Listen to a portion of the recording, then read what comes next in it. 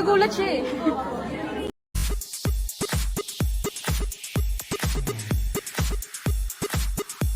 SB19 Ken nagulat sa hindi inaasang tanong ng isang 18 sa kanyang kasuotan. Nagulat at napatingin na lang ang isang member na ito ng SB19 sa isang nakakatuwang 18 ang tanungin bigla nito sa kanya kung magkano ang jacket na suot-suot niya.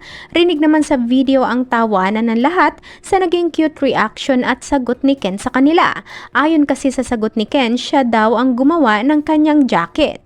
Narito naman ang ilang komento ayon sa mga supporters ng binata. Maglabas na kasi siya niyan, I'm sure. Sold out agad yan. Tagal na kami naghihintay ng bagong Superior Sun Collection mo, Ken. Kailan ba ulit? Ayon naman sa isang 80 na bumilib sa kahusayan at pagiging talented ni Ken sa pagiging good designer nito. Wow, it's really good. He's a good designer also. Sa'yo na lahat ng talent. Sang-ayon naman ang isa, lalong nakakabilib kasi grabe ang talented. Narito ating panuorin. Ay, magkano jacket mo? Jacket.